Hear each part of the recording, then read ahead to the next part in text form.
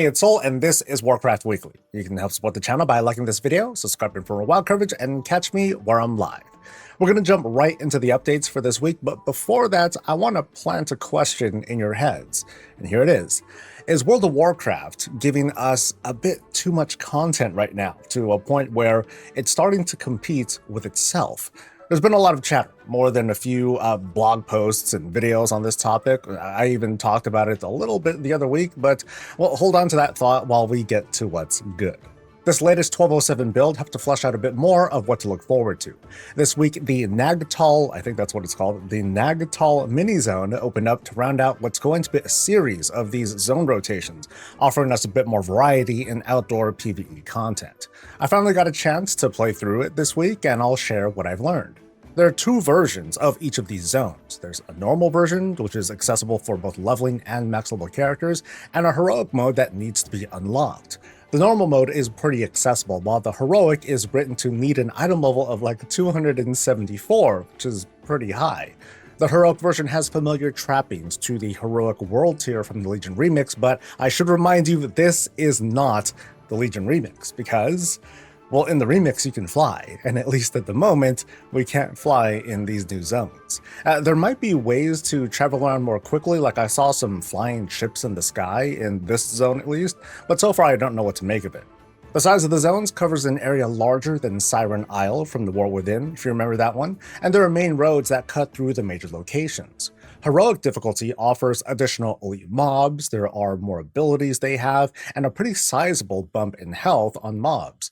Now this one comparison I have here on screen, it's just one that I've made, and it doesn't reflect every mob and rare in the zones. The gist that I got was, well, if you want to run normal, do that to get through the story, and then progress into heroic for like the bigger currency gains and gear drops. But what more is there to do in the zones? I mentioned quests for some storytelling, there are world quests and rares to farm for gear and goodies.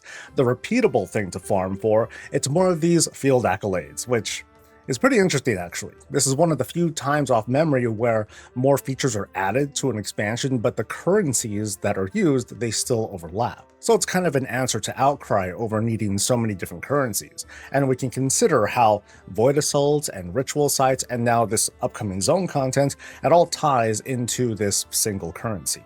And what's the currency being used for?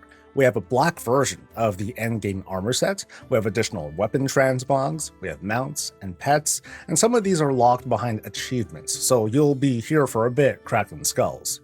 Something I want to point out too, on the PTR, the cosmetic armor that you can buy, it's no longer a loot box with random stuff, but it's all individual pieces so we can target farm. The costs of these are pretty high, but we gotta keep in mind too, the costs were also really stupid high in earlier versions of the 1205 PTR with the vendor who sold those random loot boxes.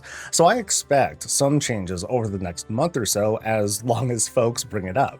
The target audience, like pretty much almost every mid-patch feature we've been getting, it's for the kind of in-between player who likes a mix of new things to do and collect, but not feel all that pressured to, lock in. I call features like this instant evergreen content, because even if you're not here for the gear because maybe you outgeared it, there's still an experience to be had and some story, and cosmetics to collect. Some very welcome housing updates came in with this build too. New milestones have been added where a level 5 house will up outdoor decor limits to 300. At level 7, this goes up again to 350.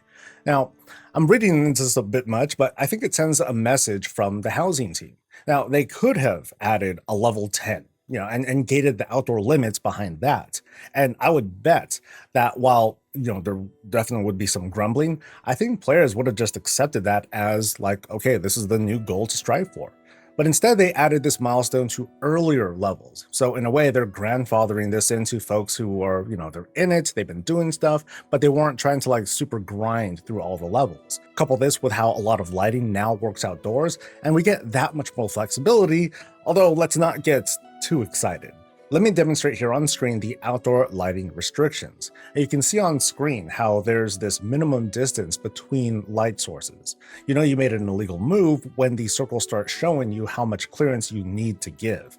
The radius increases or decreases when resizing lighting decor too. There will definitely be challenges lighting our outdoor areas just the way we want to, but I'm still really looking forward to what folks put together, especially those in the EU, because, well, I do my visits when it's like late afternoon or evening over there, and it'll be a real treat seeing their places light up. So now I want to circle back to the question from earlier. Is World of Warcraft content starting to compete with itself? This is not a new conversation, but there have been a lot of more recent discussions about Blizzard adding too much at once. And, well, this discussion angle has been mostly about quantity over quality, with mentions of things like, bugs and how the development work could have gone elsewhere and so on and so forth. I want to come at this from a bit of a different angle, though, because it feels as if these mid-patch features are kind of stepping on each other's toes. I want to point out, too, this is the PTR, and we don't have all the information, so this is feedback as I see it. I'm going to get right to the example and bring up ritual sites. Right now in the 1205, ritual sites offer an opportunity to pick up hero track gear through some pretty hard farming, as well as hero track gear that's higher than what delves can offer. Now, given where we're at in the season, that sounds pretty cool. The upcoming 1207 patch, though, it introduces an additional difficulty level for ritual sites of tier 6. With a higher multiplier, clearing a tier 6 gives more of those field accolades, but also 5 of the myth level Dawn crests. Now, it's not much, right? But that's still pretty neat. Meanwhile, let's look at delves on the PTR, which have had no visible changes. Notably, there are still restrictions on myth crests. They're limited to bountiful delves, and there's a weekly limit of 4 delves per week you can do for these crests, so you get 20 of these crests total. So far, at least, there's no indication of a cap with ritual sites. And the comparisons don't stop there either. Farming hero track gear from delves, it's a process with restrictions to get via renown, and even then there's like these weekly limits at how many things you can buy from the delve gear vendor, which we could only access after unlocking it with renown and then after clearing a higher level delve while hoping for that vendor to have the items we even want because the inventory is random. So like I said, this is the PTR. And by the time 1207 goes live, maybe these restrictions will lift, and I think they should. There's also the lifting of crest caps, which hasn't been officially announced, at least I haven't seen it. Right now, it's just an assumed thing, and that will also do a lot to mitigate this feedback. But as it stands, ritual sites are being positioned to just bury delves. Like, I can sit here in one spot and grind, and then there goes this fantastical season content that they've been trying to prop up. When Season 2 of Midnight rolls around and these delve players go back to the, this many bountiful runs per week and the other restrictions, they're probably going to look back on ritual sites as, gosh, that was like the better way to at least gear up. And notice how I didn't even talk about prey at all in this conversation. I'm only suggesting here that the same accessibility of ritual sites also be given to delves as we enter this final stage of the season. I think prey should get its own discussion, and I'll try to cover that in a future video. The conversation of overlapping content that ends up stepping on each other's toes, like I said, it's nothing new. We eventually graduate from just regular zone content and normal dungeons and so on, even if we even do those things. We've had the PvP versus raiding conversation, the gear stuffs. We've continued to have the conversation about raiding versus Mythic Plus.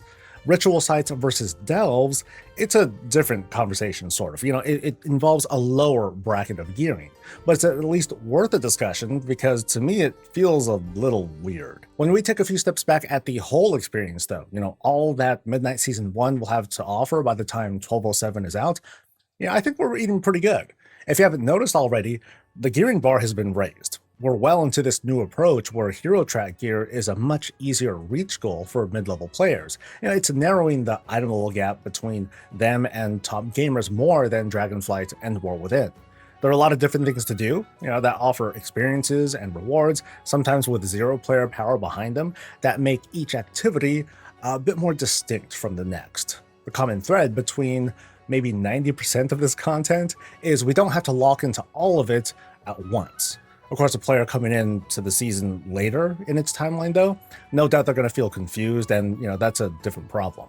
The quality versus quantity conversation, in my opinion, it's still mostly continuing because of the bugs. Not just because they were annoying, they also eroded trust, and a natural reaction has been to suggest focusing more on fewer features, and that makes sense. And my angle has been to manage expectations better.